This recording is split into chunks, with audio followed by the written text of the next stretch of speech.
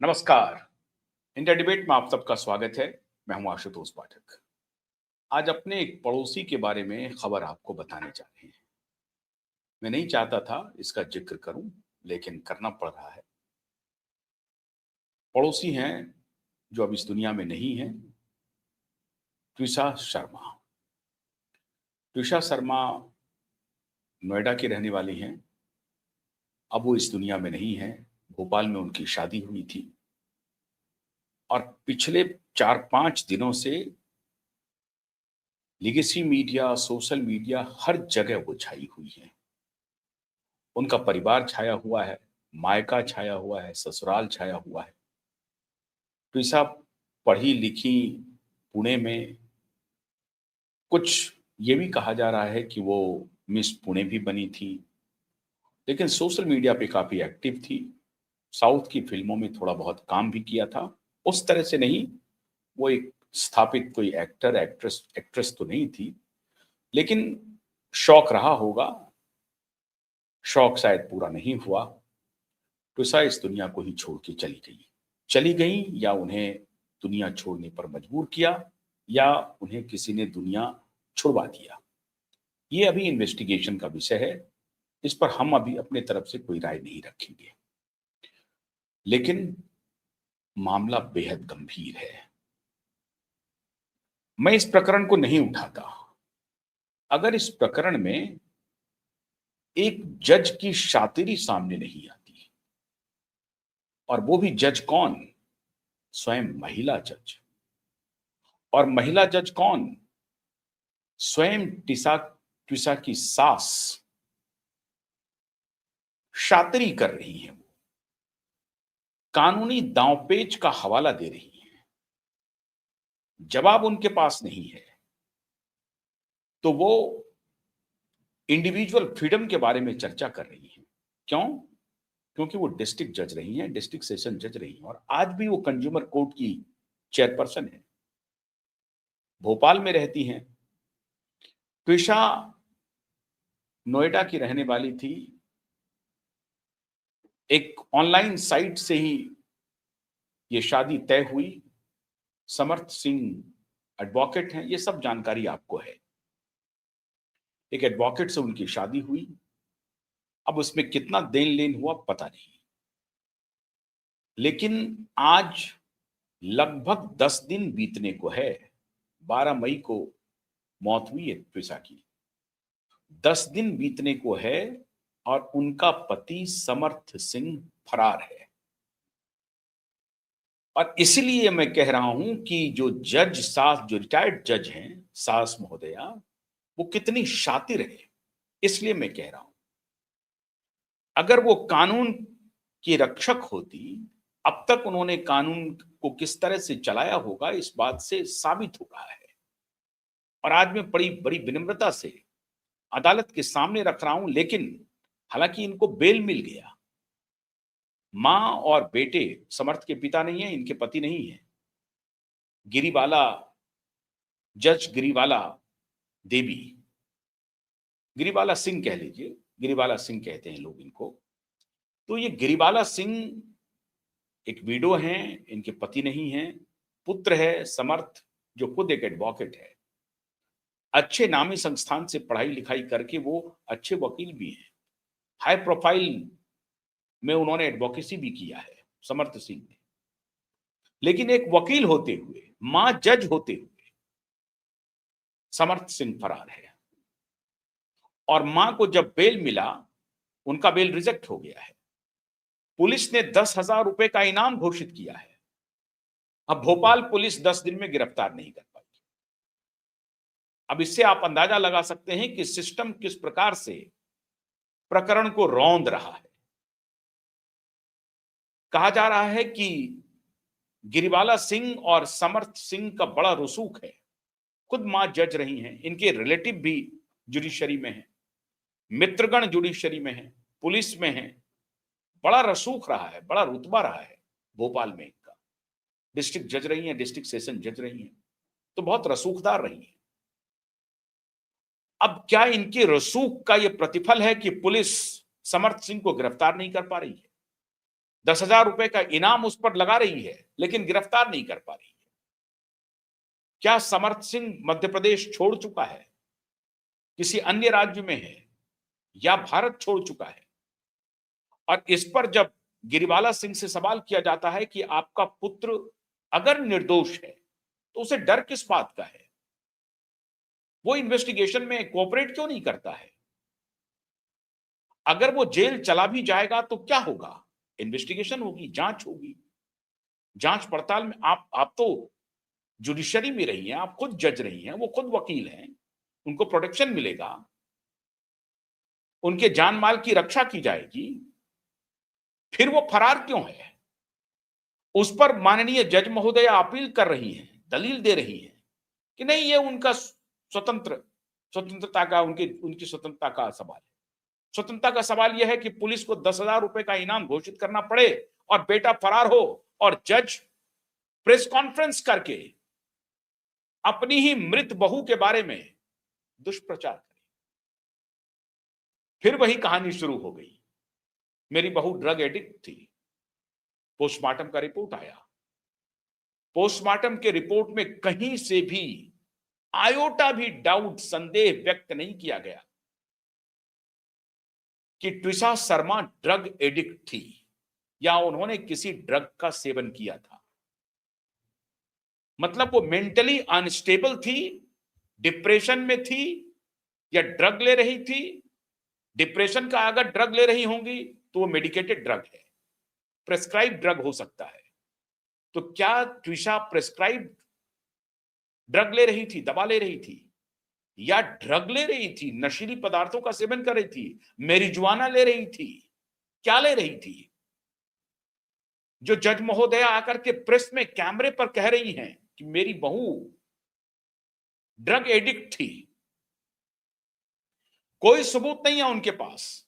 अगर वो drug addict होती तो मरने के पहले भी वो ड्रग लेती। कुछ तो पोस्टमार्टम रिपोर्ट में, जांच में ये पता चलता कि हाँ, उन्होंने ड्रग लिया हुआ था, उन्होंने नशा किया हुआ था। इसकी कोई चर्चा पोस्टमार्टम रिपोर्ट में नहीं है, बल्कि ड्रग की कोई चर्चा ही नहीं है कि किसी भी प्रकार का ड्रग लिया हुआ था। अगर वो डिप्रेशन में होती, तो अगर कोई प्रेस्क्राइब ड्रग होती तो उसका भी चर्चा होती। पोस्टमार्टम रिपोर्ट में कोई चर्चा नहीं है। लेकिन अब पुलिस की गलती देखिए, जिससे ट्विशा ने फांसी लगाई है छत के ऊपर जाकर के, जिसका लिगेचर मार्क है, वो पदार्थ, वो वस्तु गायब है, वो रस्सी गायब है, या वो सीकड़ी जो है वो गायब है। अब वो लोहे का है, या लेदर का है, या मामूली रस्सी है, क्या है वो गायब है। कल एसीपी जो उस जोन के हैं, उन्होंने मीडिया में आकर के बताया कि नहीं, जिस वस्तु से ट्विशा ने आत्महत्या की, फांसी लगाई है, वो प्रिजर्व करके रखा हुआ है।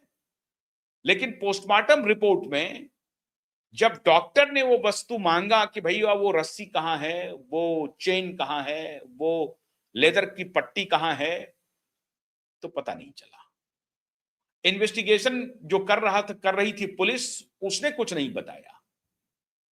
डॉक्टर ने मांगा है, जब पोस्टमार्टम हो रहा है तो डॉक्टर ने कहा कि जिस जिस चीज से ट्विशा ने फांसी लगाई है वो है कहां पर, वो रस्सी मुझे दीजिए, वो चेन मुझे दीजिए, वो लेदर की पट्टी दीजिए, कहां है वो?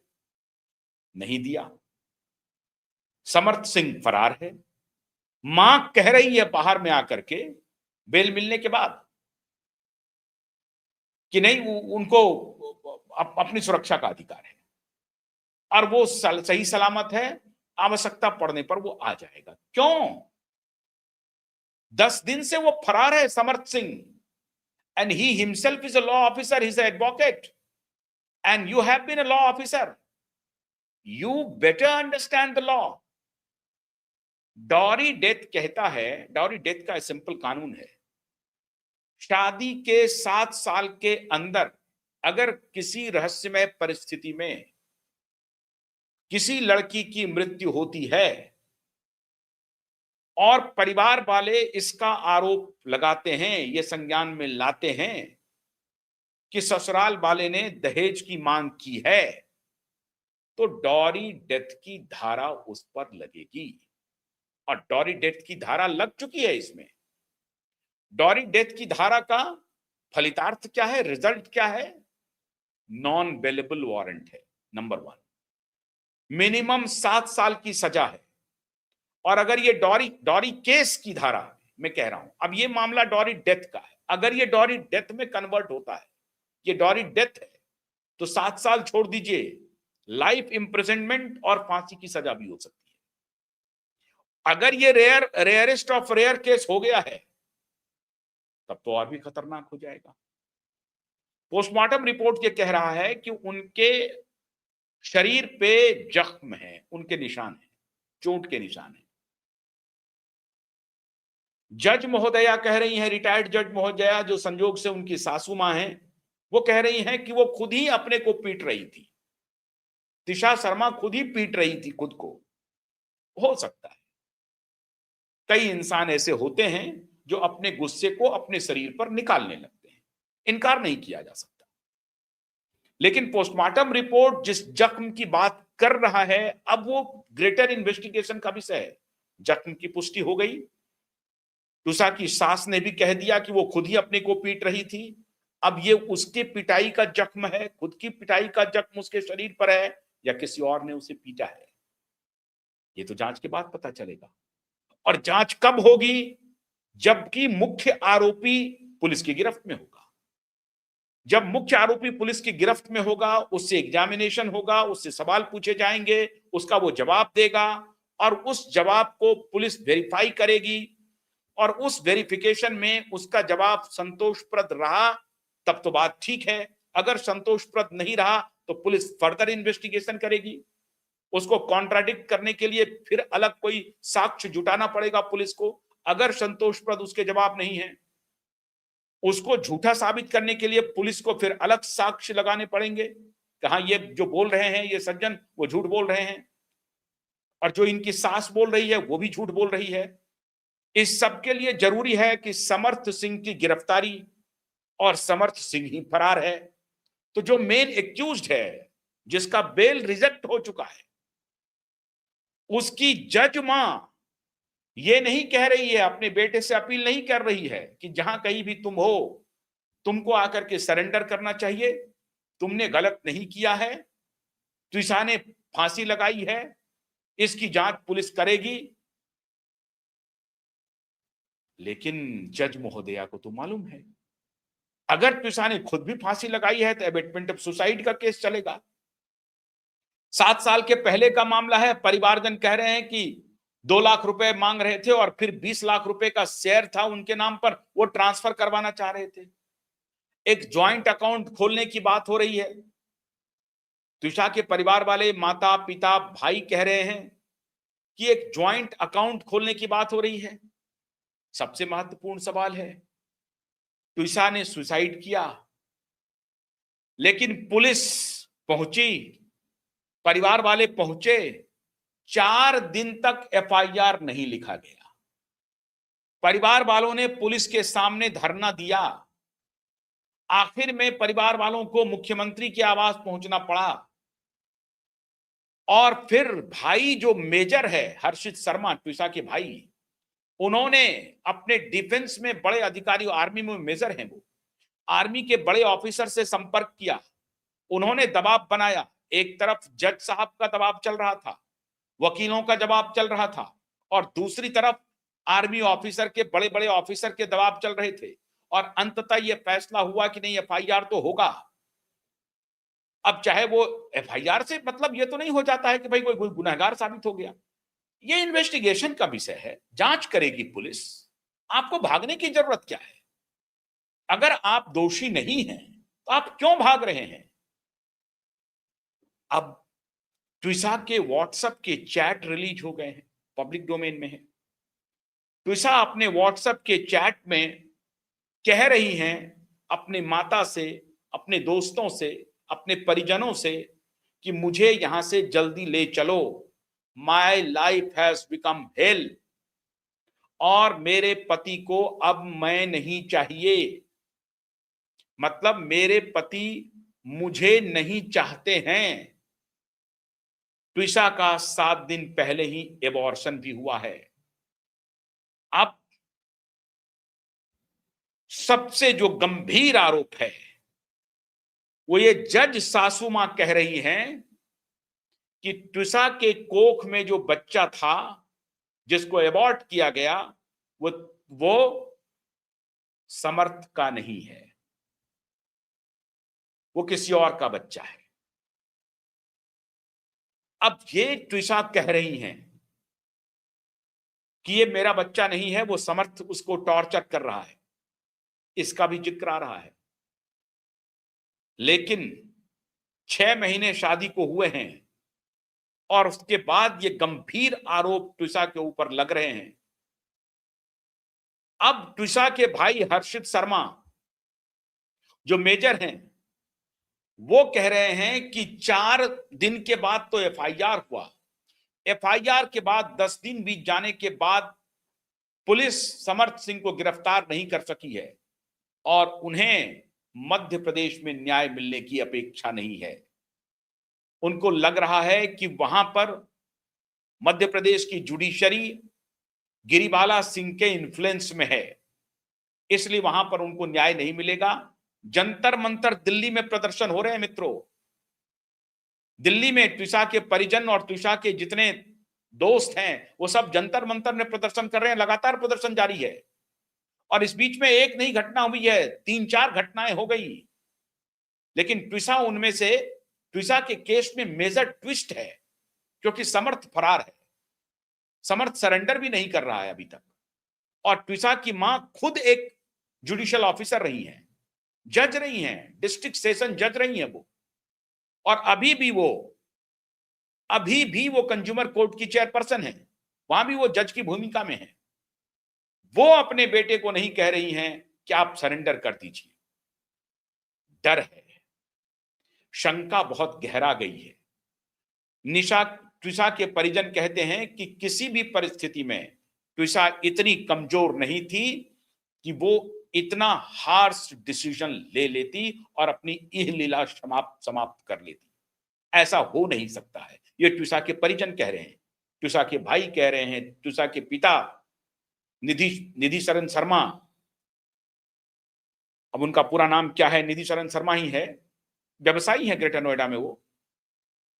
वो कह रहे हैं कि मेरी बेटी सुसाइड नहीं कर सकती है। खैर, जांच का विषय है। सबसे महत्वपूर्ण बात तो मित्रों ये है कि ट्विसा की बॉडी अभी तक प्रिजर्व करके रखी गई है भोपाल एम्स में। ट्विसा के परिजन ने कहा है कि उनकी बॉडी को -80 डिग्री सेल्सियस में रखा जाए। हालांकि जिसकी व्यवस्था नहीं है एम्स में, एम्स में अधिकतम जो आप रख सकते हैं वो -4 डिग्री तक आप प्रिजर्व करके रख सकते हैं। तो उनकी बॉडी को प्रिजर्व किया गया है। ट्विसा के परिजन कह रहे हैं कि दोबारा पोस्टमार्टम किया जाए, इसके लिए दबाव बनाया जा रहा है। हालांकि दोबारा पोस्टमार्टम को कोर्ट ने एक प्रकार से रिजेक्ट कर दिया है और अभी जिसमें कि इनको अभी जो तत्काल न्याय मिला है, जिसमें बेल रिजेक्ट किया गया है ट्विसा के पति का, समर्थ सिंह का, वो भी महिला जज ही हैं।